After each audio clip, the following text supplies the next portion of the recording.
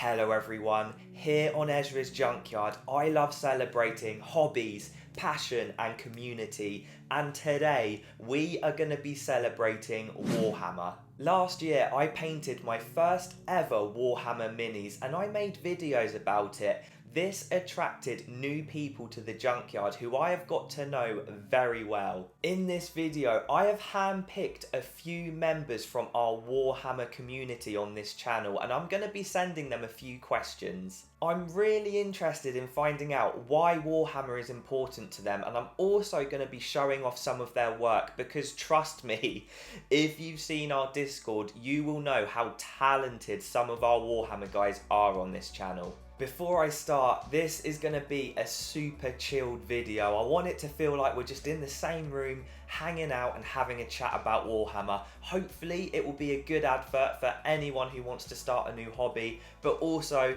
just a fun conversation for anyone who likes talking about Warhammer. Right, let's meet our first guest. Introducing Rico. If you're part of our community, you'll know how lovely Rico is. He is just a solid, lovely guy. I asked Rico what age did he get into Warhammer, and this is what he said. I remember the day that I got into Warhammer like it was yesterday. I was 20 years old.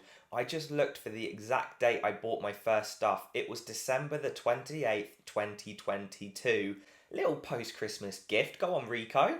I went to Amsterdam with a friend to visit the Warhammer store for the first time, the beginning of the end of my wallet. Yeah, so guys, what you can't see is Rico actually sent me his answers via a letter. He can't actually afford to run a phone anymore because Warhammer has blitzed his bank account. I'm just joking, but it is an expensive hobby. How did Rico get into Warhammer? Getting into Warhammer started for me at a young age. My brother had some Lord of the Rings models when he was younger. We painted together but never actually played the game. The painting was really bad, to be honest. I think I was 6 or 7 and my brother was 10 or 11. I still have some models left from that time. At some point we stopped using it and I never came back to it or even thought about it until I got recommended a video about it on YouTube. Man, I dread to think what some of my Warhammer looked like when I was that age, Rico. I started at about that age as well, and then I took a break just like you did. I have noticed a lot of people took a break from Warhammer and then came back. For me personally, I think it was perfectly timed with when the PlayStation 2 came out. I think I just got glued to that and then never returned until my early 30s. Rico says, I've always found miniature world building pretty cool. It felt like an adult version of playing with Lego and making up awesome storylines and battles. I never thought about that, Rico. That is such a lovely way of looking at it, an adult version of Lego. That is awesome, man. So Rico started to get hyped up about Warhammer and looked on the website. He says, Games Workshop has a lot of models and a lot of different games, but Lord of the Rings caught my eye. I'm with you there, buddy, all the way. I've been a Lord of the Rings fan for a while, so it was an easy choice. At the exact moment I was looking at Lord of the Rings stuff, Games Workshop releases new starter boxes for Lord of the Rings called Battle Hosts.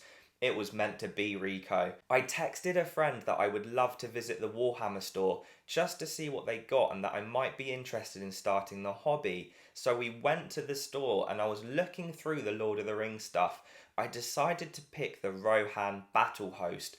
The store owner was really nice and helped me pick out this stuff. I got home and started building the models, and from that moment I was hooked. When the building was done, I started painting my first models. Love it. Rico went on to say things naturally progressed from there until Stormcast came along, which got him hooked. I will show you some of his Stormcast later. Rico also mentioned how helpful the Warhammer guys were in the store. I found that to be the case in Guildford, in my local store. I don't know what your guys' experiences are like, but for me personally, the energy, the passion, it was contagious. They got me hooked the way they spoke about Warhammer. I asked Rico, have you met anyone through the hobby? And this is what he said. Yes and no. I started an Instagram account, I'll share that in a minute. after a year of hobbying, and I think I've met some people on there, but not someone I talk to every day. I also met some people in the junkyard, but the hardest thing is that everyone is so far away. I would love to meet someone close by that I can play games with and that is on a better painting level than I am so I can learn from him, but mostly just someone I can have fun with. Painting in your room can be a bit lonely, and I have two friends who have an army but that are far from active, so you can say that I'm still waiting for that special someone. Oh, Rico, I really hope this video can maybe help attract a couple new people to our community. The junkyard is only growing at the moment. We're doing really well, so that hopefully means we are narrowing your chance every single day of meeting that special someone that you can chat to. What keeps Rico collecting Warhammer? I've always been a collector. I love collecting films, Funkos and Legos, but they are things you can buy and to sit on your shelf. Warhammer is different. You spend a lot of time painting them and just looking at them, realizing what you did. That gives you so much joy. I really love fantasy and I just want to make an awesome painted collection with multiple armies. The only problem right now is the lack of space. Rico, honestly, it is amazing that in a world full of technology, you are still getting joys from the most simple of things. Painting, collecting, looking at things. That is awesome, man, and I'm exactly the same. I feel so passionate about that, and it's amazing to have you here on the community to share that with. Same goes for a lot of you watching right now. How does Warhammer make Rico feel? Warhammer makes me feel like a child. It gives me a lot of joy, but also can give me a lot of nerves.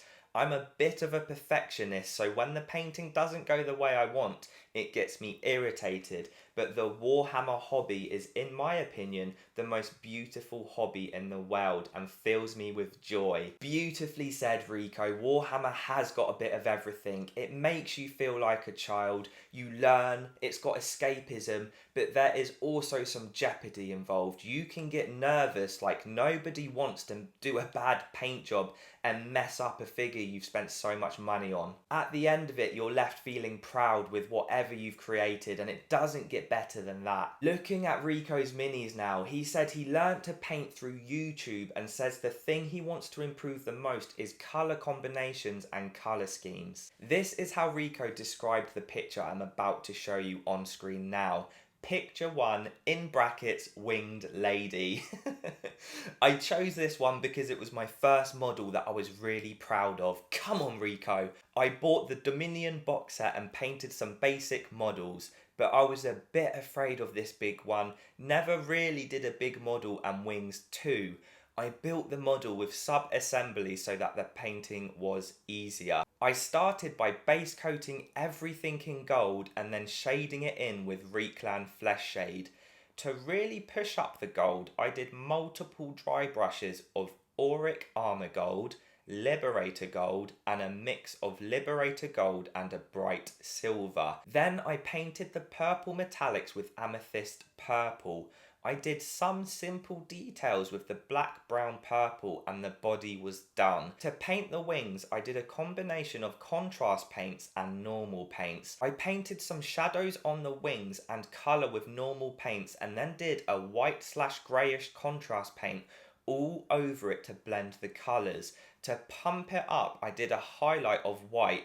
I did the base with texture paint, contrast paints, and some dry brushing. When you explain all of that like Rico just did, and you see all the different steps that go into it, imagine how hard it is being a perfectionist, because the whole time you're thinking, please don't mess this up. There are so many things that can go wrong in everything that Rico just explained. So imagine his jubilation when he finished it. No wonder he was proud of it. It's awesome. Picture 2, in brackets, skull face. I did the armour the same way as the other one. What I really like about this model is the way I painted the crisp highlights on the black cloth, and I like the way I did the staff banner thing.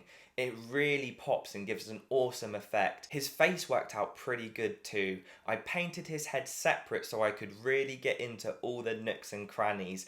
I think that this is my cleanest painted mini so far. I'm really, really proud of it. Mate, it looks incredible. I would pay money to buy something from a shop that came painted like that. Like, it is next level. Picture 3, in brackets, Flame Dude. First things first, this is just an awesome miniature. The painting was about the same as the other two, but I took my time on this one. First time I painted flames, in brackets, worked out great if I say so myself. What really stands out on this model for me is the base. This is the first time I really tried to create a base instead of just smother it with texture paint. That's what I do, man. I've got so much to learn. I tried to build up height with cork and use resin water effect to create a small pool, and also tried some object source lighting. In brackets, not the best but decent for a first try. Rico, it looks incredible, especially for a first try. What the hell? Rico says, these 3 models are all from the same army. I have been painting this army for a while now. I would really love to improve my painting with different models and styles. I don't want to just be the Stormcast Eternals guy.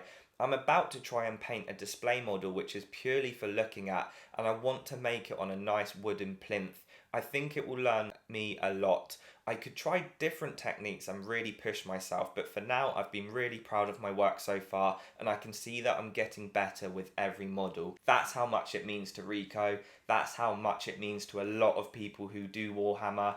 You can tell by the passion they speak with. I mean, Rico, thank you so much for this, man. This has been an awesome section of the video.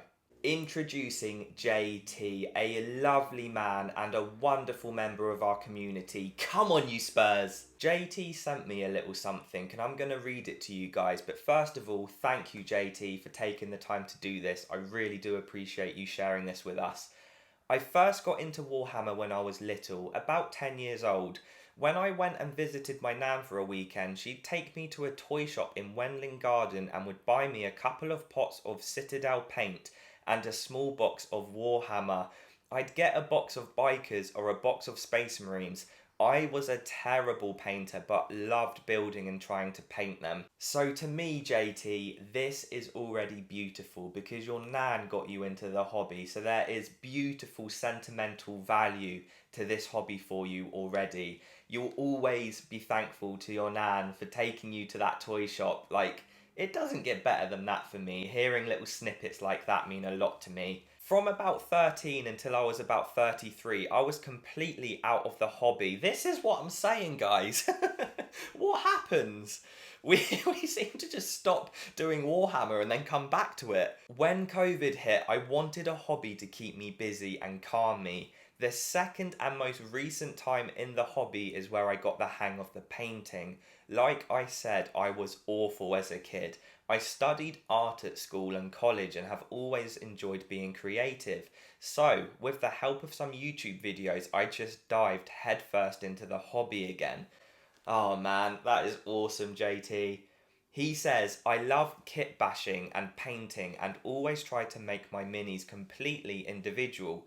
The creative side of the hobby is so satisfying and I feel such a sense of pride with the finished projects. I haven't really met anyone through the hobby yet apart from you online. Big up, JT, good to meet you. I really want to learn to play and that's the next step for me. I can't wait to be part of the social side of this amazing hobby. Warhammer makes me feel calm, happy and boost my confidence. That's why I stick with it. Oh man, JT, thank you so much for sharing that with us. Like, just reading what Warhammer does to you is awesome, man. It really is. Especially if on the off chance someone is watching this video who feels like they're missing the emotions that you spoke about here in that paragraph. Hopefully this makes them realise, oh, maybe I should do something like that. That's what I'm missing from my life. Looking at JT's minis now, here are 3 of my favourite models I've built and painted. Number 1, the first one is my interpretation. Oh God, I just realised what that says. Should I cut this out? I mean, you guys know I'm dyslexic, so the first one is my interpretation of a model I desperately wanted as a kid but never got, so I made it myself. It's Sergeant Centurius of the Legion of the Damned. Oh, what a name! I love it, JT. The fact you wanted it as a kid and then made it yourself is awesome, man. Number two, this wasn't necessarily my best paint job, but having to build and craft the models to be seated in the back of a transport vehicle was a brilliant challenge. Man, I'd say so. I love this, JT, because you're showing off all the different skills you've picked up from the hobby. Number three, this is my most recent model that I've painted. I typically base all of my models with a black spray can primer, then paint on the basic colours. After that, I add any decals, then varnish the model to protect everything I have done so far. Then it gets messy. I love using oil paints and enamels to build up grime and different weathering effects. I cover the model, then use white spirits to remove the excess paints from the raised surfaces and leave grime and dirt in the recesses.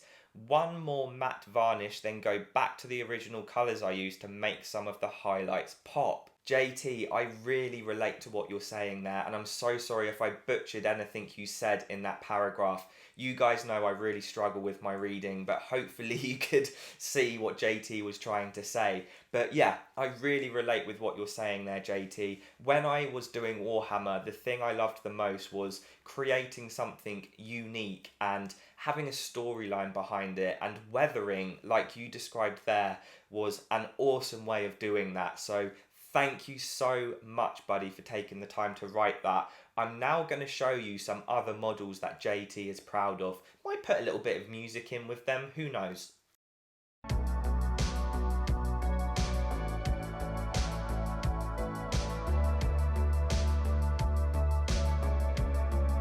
Lastly, we've got Dan. Introducing Dan. A lot of you will already know Dan. He is a constant in our live streams, and to be honest with you all, I hope you don't get embarrassed, Dan, but I love the bloke. I just think he's so funny. We've got so much in common with our photography background, and it was by chance that he found this channel after we had already connected a few years ago on social media. So yeah, thank you, Dan, for being here. Love having you here. Love hearing about your life and everything going on, and I hope you enjoy this section. Dan's social media is Factions of Middle-earth. I'll put it on screen for you now. He's got Facebook, Instagram, and he's got a podcast on SoundCloud, which I didn't know about. Dan, what the hell? I need to check this out ASAP. Dan, thank you so much for sending me all of this. I'm gonna read it out now. 16 was the age I got into Warhammer, around the time the Fellowship of the Ring came out. Dan, you were getting into Warhammer at 16. That is awesome. You've broken our record. The rest of us in this video so far all legged it at that age, and we're off doing other things. So that is awesome that you've been the difference in this video. I was going to say the odd one out, but that sounds like a negative. It's really not. Dan was introduced to Lord of the Rings by a friend, and they took me to Games Workshop for the first time, and I've been obsessed ever since. They got the marketing spot on when it came to Lord of the Rings Warhammer, like the pictures and everything they put on the box and that perfect gold logo. It really entices you in. I learnt to paint originally from advice from Games Workshop employees, but when I returned back to the hobby more recently, YouTube was the best place to learn. I watched a channel called Zorprazorp through COVID and learned so much about painting. I've butchered that channel name, I know I have. There's no going back now. I said what I said. Zorpazorp, I'm so sorry. I'll put that channel up now for anyone who wants to learn how to paint. Back to what Dan said about learning to paint in store. Me and Eve did a little beginners thing at the Games Workshop, our local one in Guildford, and it was awesome. The guy was so helpful, and it was just really useful hearing it from someone and being in the same room as them. Warhammer and Lord of the Rings is amazing and a perfect fantasy world to escape to. I couldn't agree more.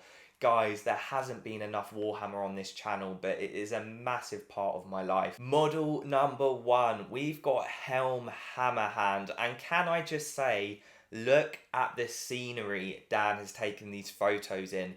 It just looks so amazing and professional, and it gives, I don't know what it does. It makes me feel really excited inside. Something about seeing that Lord of the Rings aesthetic just makes me feel, can't explain it. I love it. Number two, we've got Glorfindel foot and mounted. Look at the trees in the background, let alone the amazing paint job done on this. I adore elves. I just think they're wicked, and the armour is absolutely iconic. Dan, you've done a fantastic job on these. Not that I'm any expert. Number three, and I'm sorry if I butcher any of these names, but it's Grimbjorn in man and bear form. Look at the texture of that fur. Look at the ferocity of the face. Dan, you've done amazing with this. The base! Look at the base on the bear. Mate, it's brilliant. And like I said a minute ago, this tabletop looks so professional. Number five, Minas Tirith warrior on a plinth. Can I just say, the character of this face, Dan, you've done an amazing job painting it. I can even see detail on the teeth. But what I was going to say is, this looks like a Minas Tirith warrior who is squaring up and looking up at a troll. You know, the big armoured trolls that came battering through Minas Tirith's gates. It kind of looks like he's like ready for action, but also a little bit terrified at what's just come through that gate. But yeah, I love that it's on a plinth, man. That just looks uber professional. Last but not least, we have got the man himself, Sauron, and holy tits balls, this looks so good. This looks like a work of art, literally. I would have this on a shelf and just stare at it non-stop. I think this is the moment where he's got the ring on his finger. He's pointing down just before it gets sliced off his hand, but I could be wrong. But yeah, this is an iconic looking miniature, and Dan, these pictures have got a little special place in my heart. I've got real positive feelings towards Warhammer. I adore it. And I'm so glad we had a mixture of different figures in this video. We've had 3 different types of Warhammer, and I'm really pleased I could share that with you guys. Thank you for watching this little community special. I hope it has helped you get to know some of our Warhammer guys a little bit better. If anyone watching would like to feature in a video like this, then please get in touch and let me know. I have loved hearing the passion in the guys' voices when they've been speaking about this hobby. It is contagious, and I feel like I've been smiling throughout this entire video.